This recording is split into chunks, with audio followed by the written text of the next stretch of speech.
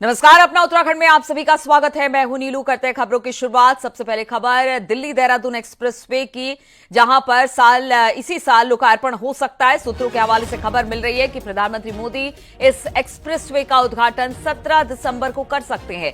Expressway का first phase Delhi के अक्षरधाम से ईस्टर्न पेरिफेरल जंक्शन तक पूरा हो चुका है और कहा यह जा रहा है कि हो सकता है इसी साल 17 दिसंबर को प्रधानमंत्री इसकी शुरुआत कर सकते हैं। तो दिल्ली देहरादून एक्सप्रेसवे का इसी साल लोकार्पण हो सकता है। सूत्रों के हवाले से खबर कि प्रधानमंत्री मोदी इस एक्सप्रेसवे का उद्घाटन 17 दिसंबर को कर सकते हैं। एक्सप्रेसवे का फर्स्ट फेज दिल्ली के अक्षरधाम से ईस्टर्न पेरिफेरल जंक्शन तक पूरा हो चुका है।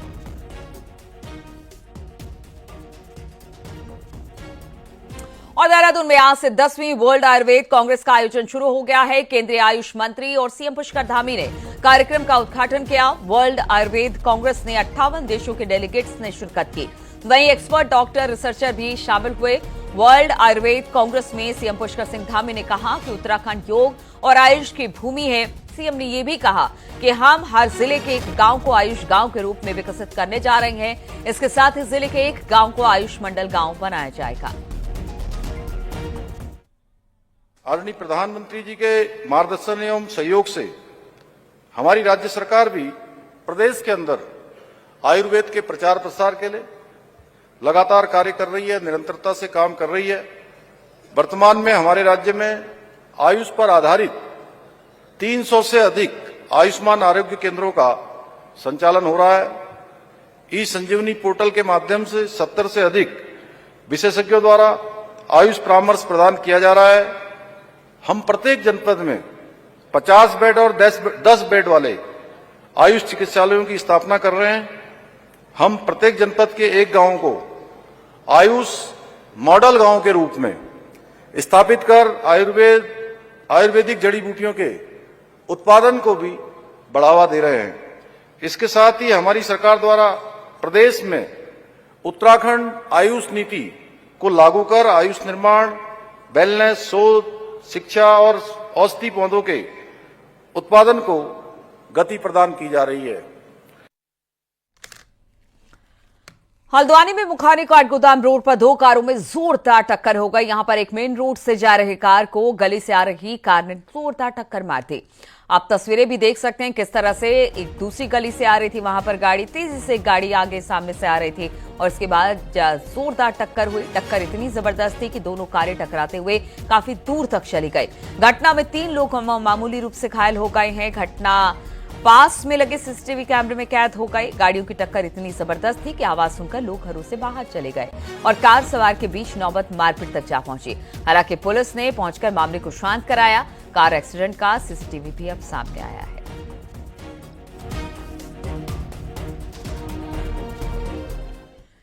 रुद्रपुर के सिटकुल में बैटरी बनाने वाली इंडस्ट्री के गोदाम में अचानक आग लग गई। आग बैटरी चार्ज के लिए लगाए गए पैनल में शॉर्ट सर्किट की वजह से लगी। देखते ही देखते आग ने विकराल रूप धारण कर लिया। इससे कंपनी प्रबंधन ने हाथ पांव फूल गए। सूचना पर फायर ब्रिगेड ने कड़ी मशक्कत के बाद आग पर काबू पाया। आग से लाखों के नुकसान की आशंका जताई जा रही है।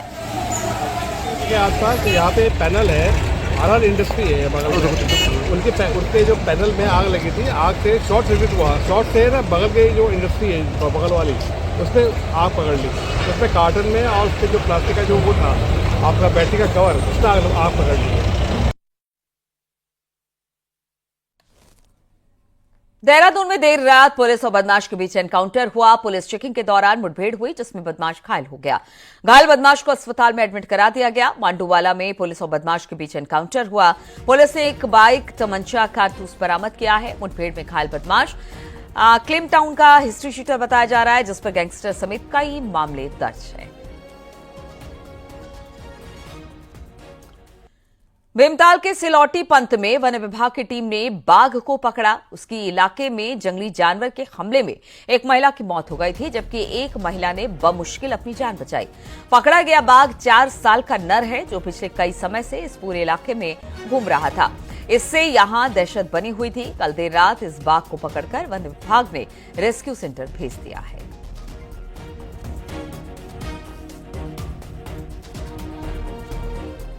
और अब देहरादून से खबर लेते हैं, जहां पर उत्तराखंड में 5 आईपीएस अफसरों के तबादले हुए हैं। राजीव स्वरूप गढ़वाल रेंज के आईजी बनाए गए हैं। केएस नंग्याल आईजी इंटेलिजेंस बनाए गए हैं। वहीं मुरुगेशन को एडीजे लॉ एंड ऑर्डर का अतिरिक्त जिम्मा सौंपा गया है, जिसके साथ ही एपी अंशुमान एडीजे सीसीटीएनएस दूरसंचार का जिम्मा उन्हें दिया गया है।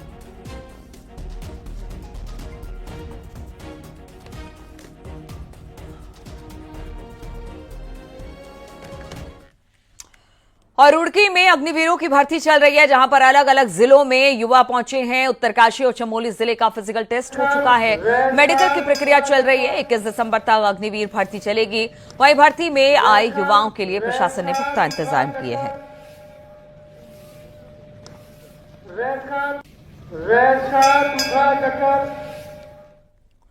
सीएम पुष्कर सिंह धामी ने ऊखीमठ से शीतकालीन यात्रा का शुभारंभ किया, जिसके बाद पर्यटन से जुड़े कारोबारी खुश हैं, क्योंकि उन्हें अब पहाड़ में 12 महीने काम की उम्मीद जगी है। वहीं कारोबारियों ने सरकार से अपील की कि शीतकालीन यात्रा का प्रचार दूसरे राज्यों में भी किया जाए, ताकि दूसरे राज्य के लोग शीतकालीन यात्रा पर आए। जो हमारी सरकार करती है वो उत्तराखंड में करती है, जबकि हमारी गवर्नमेंट को सोचना चाहिए इसका प्रचार प्रसार दिल्ली में जाके करना चाहिए, ताकि अन्य प्रदेशों में इसका मैसेज जाए और अन्य प्रदेश के यात्री 4 धाम में आए, और ताकि हमारा 12 महीना काम चल सके। 4 धाम की शीतकालीन यात्रा पर सरकार का जोर है। ऊखीमठ के बाद अब मुख्यमंत्री जल्द खरसाली, मुखबा, ज्योतिर्मठ जाने की तैयारी में है, ताकि चारों धामों से शीतकालीन यात्रा का संदेश जाए। एक रिपोर्ट।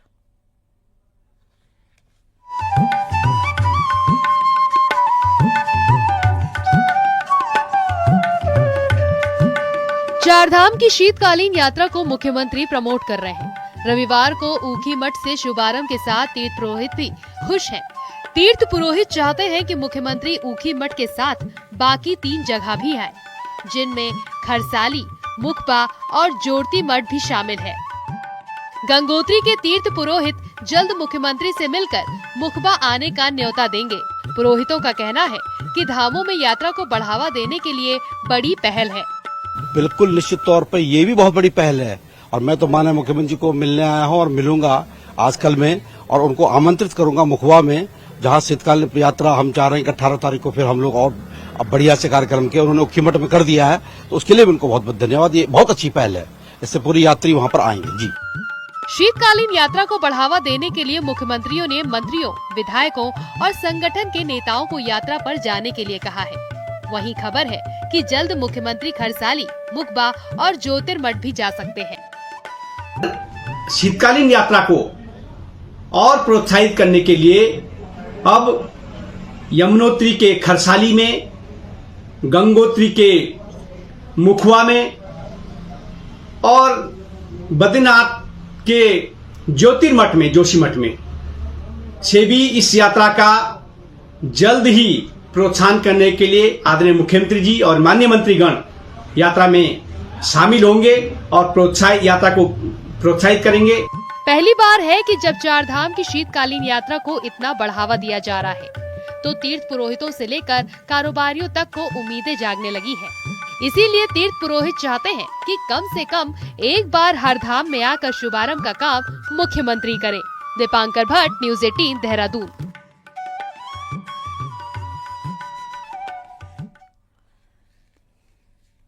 तो नगर निगम चुनाव के हलचल अब तेज हो चुके हैं। ऐसे में कोटद्वार में कांग्रेस ने मेयर पद के दावेदारों में अपनी जोर आजमाई शुरू कर दी है। कांग्रेस से मेयर के टिकट के लिए 6 से ज्यादा नेताओं ने अपनी दावेदारी पेश की है। कांग्रेस के पौड़ी जिले के चुनाव प्रभारी जोत सिंह गुनसोला का दावा है कि कोटद्वार मेयर सीट पर एक बार फिर कांग्रेस का कब्जा होगा। साथ ही 40 पार्षद में से 30 पार्षद कांग्रेस के बनेंगे। कांग्रेस के चुनाव प्रभारी ने कहा कि कांग्रेस एकजुट होकर चुनाव लड़ेगी, और इसी तरह उत्साह रहा तो जीत पक्की है।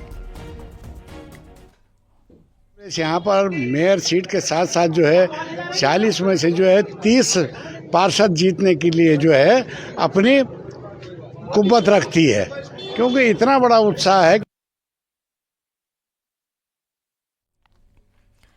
हरिद्वार में कांग्रेसी कार्यकर्ताओं ने बांग्लादेश के खिलाफ प्रदर्शन किया और बांग्लादेश में हिंदुओं पर हो रहे अत्याचार को लेकर अपनी नाराजगी जताई। वहीं कांग्रेसी कार्यकर्ताओं ने हिंदुओं पर हो रहे अत्याचार के खिलाफ केंद्र सरकार से कार्रवाई की मांग की है।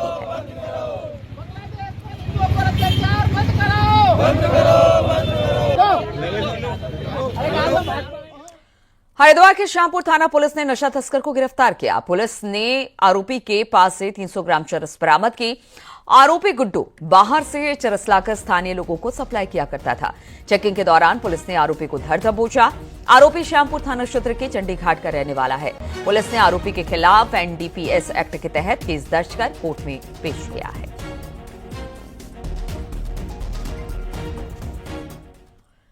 देहरादून चिड़ियाघर की एंट्री फीस बढ़ाई गई है। अब एंट्री फीस 30 रुपए की जगह 100 रुपए कर दी गई है। वहीं 12 साल से कम उम्र के बच्चों के लिए एंट्री फी फ्री होगी। जू में अब अलग अलग फीस नहीं लेनी होगी। अब सिर्फ जू में एंट्री फीस देकर पूरा चिड़ियाघर आप घूम सकते हैं। पहले कई बाड़ों की अलग अलग आपको एंट्री फीस देनी पड़ती थी, लेकिन अब 100 रुपए की फीस में पूरा चिड़ियाघर आप आराम से घूम सकेंगे। आज से ये शुल्क स्ट्रक्चर लागू किया जाएगा।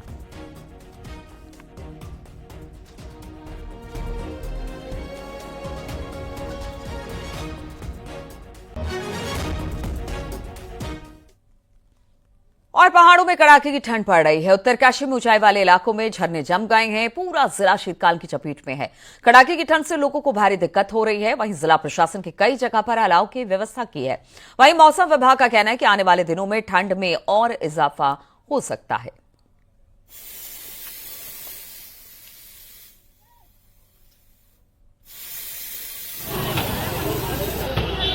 आजकल चल रही है और सभी जो हमारे नगर पालिकाएं हैं, जो हमारे और जो ग्रामीण क्षेत्र हैं, उनके लिए अभी हम लोगों ने सरसरी तौर पर 10 लाख रुपए जारी कर रखा है और सभी जगह अलाव जल रहे हैं। और फिर आने वाले टाइम में और इसका समीक्षा करेंगे। यदि और अलाव की जरूरत है तो उसको और बढ़ाएंगे। उत्तराखंड के पर्वतीय क्षेत्र में बर्फबारी के बाद कड़ाके की ठंड पड़ रही है। पौड़ी में शीतलहर से लोग परेशान हैं। वहीं रात का तापमान 1 डिग्री तक जा पहुंचा है। सर्दी से राहत पाने के लिए लोगों का अलाव का सहारा ले रहे हैं। वहीं प्रशासन ने सभी जगह पर अलाव की व्यवस्था की है और रैन बसेरों में भी पूरे इंतजाम कर दिए गए हैं।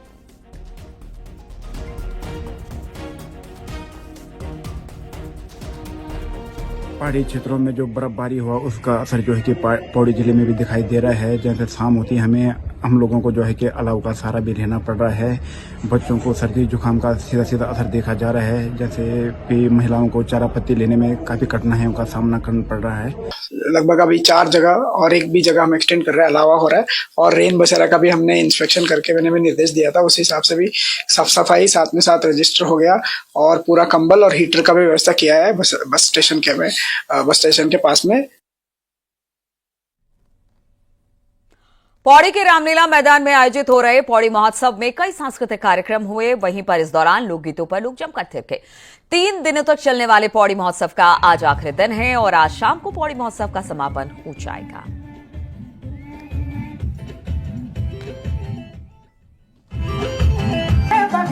बहुत अच्छा रिस्पांस मिला। मैंने सोचा नहीं था कि इतनी अच्छी ऑडियंस होगी और मैं पहली बार मैंने पौड़ी में परफॉर्म किया है। मुझे बहुत मजा आया और आई होप आप लोगों को सबको मजा आया होगा, पौड़ी के लोगों को। तो मेरे बहुत अच्छे गाने आने वाले हैं और मुझे उम्मीद है सबको बहुत अच्छे लगेंगे। नैनीताल में पारंपरिक शैली में बने जर्जर मकानों को नैनीताल पर्यटन विभाग और जिला प्रशासन संवारने का काम करेगा और इसके साथ ही रिवर्स पलायन के साथ यही रोजगार देने की भी योजना बन रही है। इसके लिए गांव में खाली हो गए घरों का सर्वे शुरू किया गया है। योजना के तहत हर घरों को पुरानी शैली में ही संरक्षित किया जाएगा और इको होम स्टे से जोड़ा जाएगा। नैनीताल में पर्यटकों के प्रेशर को कम करने के लिए गांव में पर्यटन का विस्तार किया जा सकता है। इसके तहत पर्यटकों को ग्रामीण इलाकों में पहाड़ के रीति रिवाज, परंपराओं, लोक संस्कृति को जानने का मौका भी मिलेगा। हालांकि स्थानीय स्तर पर कई दिक्कतें भी गांव में हैं। जानकार कहते हैं कि अपनी जमीनों को छोड़ने का दुख सभी को है, लेकिन सरकार को रिवर्स पलायन से पहले जंगली जानवरों से निजात दिलाना होगा। मकान है उनके साथ एक मीटिंग और वर्कशॉप करी जाएगी।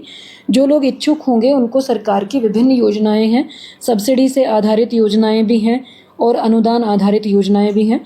सभी योजनाओं से जोड़कर उनको संरक्षित करवाकर होम स्टे से में पंजीकृत किया जाना और उनको सिंपली लोगों के देखने के लिए जो है संरक्षित किया जाना। सरकार को बहुत पॉलिसी लानी पड़ेगी। खाली होम स्टे से ही नहीं होगा। होम स्टे तो ठीक है, अच्छी है, रोजगार मिलेगा, जिन्होंने अपने गांव छोड़ दिए वो आएंगे, लेकिन वो आके केवल मकान को देखेंगे, अपने खेतों को भी देखेंगे।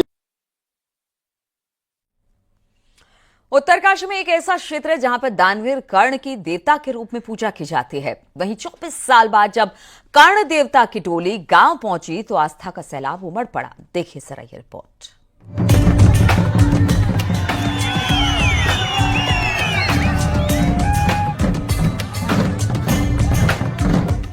ये तस्वीरें उत्तरकाशी के गैंचवाड़ गांव की हैं, जहां सिंगतूर और गढ़ुगाड़ पट्टी के 25 गांव के आराध्य देव दानवीर कर्ण महाराज की डोली 24 साल बाद गैंचवाड़ गांव पहुंची।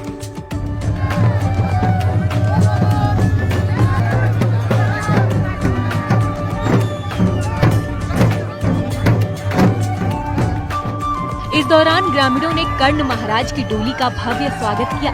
वहीं देवता के स्वागत में आस्था का सैलाब उमड़ पड़ा। दानवीर कर्ण महाराज 3 महीने तक गैंचवाड़ गांव में प्रवास पर रहेंगे।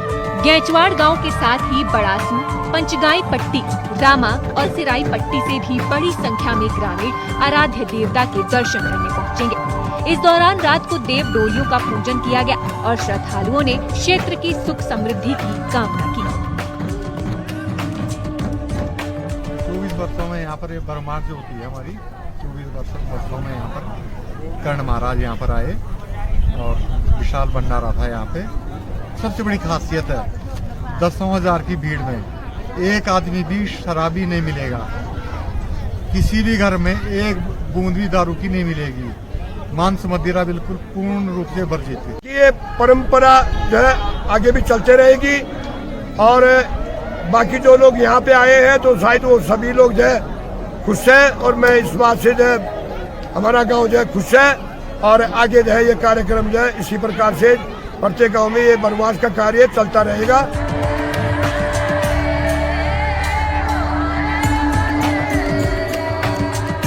राज्य में दानवीर कर्ण महाराज का एकमात्र मंदिर मोरी विकास खंड के देवरा गांव में है। मंदिर से देवता की डोली हर साल प्रवास पर अलग अलग गांव में भ्रमण पर जाती है और गैंचवाड़ गांव में देवता 24 साल बाद पहुंचे। उनके साथ शल्य महाराज और मां रेणुका की देव की डोली भी पहुंची। देवता के पहुंचने पर पूरे गांव में पारंपरिक देव संस्कृति की झलक देखने को मिली। कहते हैं और इस समय 24 वर्षों के बाद इनका आगमन गैचान गांव में हुआ है, जहां पर यहाँ की मातृ शक्ति ने यहाँ के सभी लोगों ने कर्ण महाराज जी का भव्य और दिव्य स्वागत किया है। यहाँ 3 कर्ण महाराज जी विराजमान रहेंगे और पूरे सभी क्षेत्र के लोग यहाँ पर उनका 3 महीने तक दर्शन करेंगे।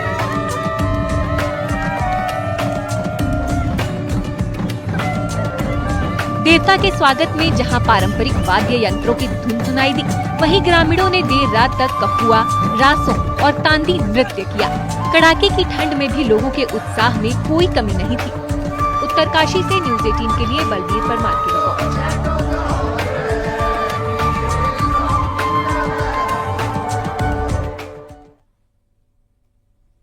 इन दोनों पहाड़ों में जगह जगह पर पांडव नृत्य का आयोजन हो रहा है। चमोली के थराली, नंदप्रयाग, नारायण बगड़, दसौली, ज्योतिर्मठ नगर में रविग्राम गांव में पांडव नृत्य शुरू हो गया है। पांडव नृत्य के अस्त्र शस्त्र की पूजा अर्चना होने के बाद नृत्य किया। गांव में हर तीसरे साल पांडव नृत्य का आयोजन बड़े ही हर्षोल्लास के साथ किया जाता है। इसमें मुख्य रूप से अर्जुन, भीम, नकुल, सहदेव, युधिष्ठिर, भगवान कृष्ण, हनुमान, द्रौपदी, माता कुंती मनुष्य के अवतार को लेकर नृत्य करते हैं।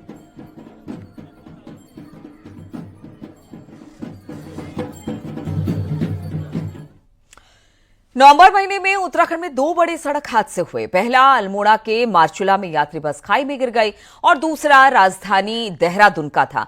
इन दोनों हादसों की जांच की रिपोर्ट अब जांच एजेंसी ने विभाग को सौंप दी। इन दोनों हादसों की क्या रही वजह, देखिए जरा ये रिपोर्ट।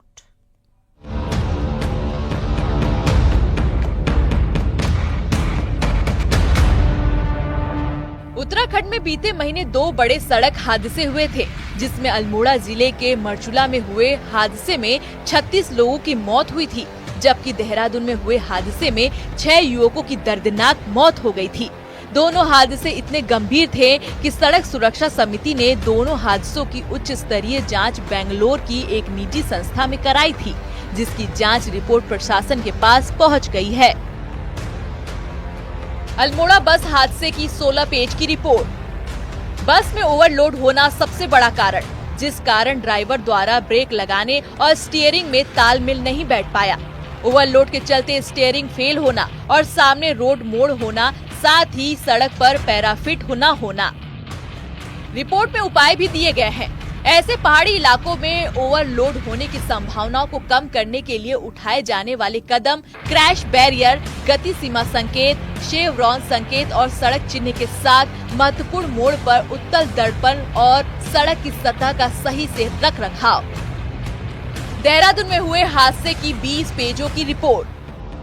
देहरादून में कार की स्पीड 128 से 150 किलोमीटर प्रति घंटा थी, जो बहुत अधिक है। किसी भी घटना के दौरान बचाव उपाय दोनों को प्रभावित करती है।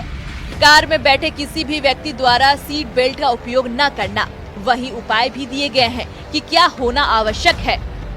ओवरलोड स्पीड, सीट बेल्ट के उपयोग के महत्व पर जोर दें। नियमित फिटनेस जांच और अधिकारियों द्वारा ट्रैकों की सड़क पर चलने की योग्यता की सख्ती से जांच। सीमा संकेत सभी चौराहों पर लगे हो। देहरादून में गाड़ियों की एवरेज स्पीड 30 किलोमीटर घंटा है।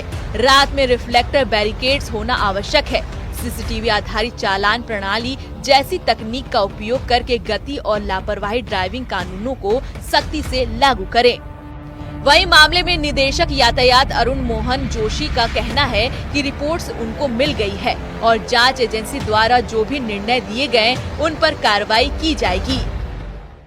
इसमें जो हमारे डिपार्टमेंट की तरफ से जो इसमें हम लोग खुद से इन्वेस्टिगेट कर रहे हैं। इसके अलावा जो एक जेपी संस्थान है, उन्होंने भी एक रिपोर्ट सबमिट की है।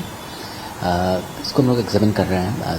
दोनों हादसों के बारे में रिपोर्ट हम लोगों ने सबमिट किया है और जो भी पॉइंट्स इसमें ऐसे हैं जिस पे कुछ पुलिस स्तर से कुछ कार्रवाई अपेक्षित है, इसको हम लोग एग्जामिन कर रहे हैं और जो भी इसमें स्टेप्स लिए जाने हैं, जो भी कार्रवाई की जानी है, वो हम लोग करेंगे इसमें। फिलहाल दोनों हादसों की विस्तृत रिपोर्ट प्रशासन के पास पहुंच गई है, लेकिन इन इलाकों में भी जो दिक्कत है उन पर भी रिपोर्ट में जानकारी दी गई है, जिस पर जल्द काम करने की जरूरत है। सत्येंद्र बर्तवाल, न्यूज़ 18, देहरादून। और रुकते हैं यहाँ पर छोटे से ब्रेक के लिए।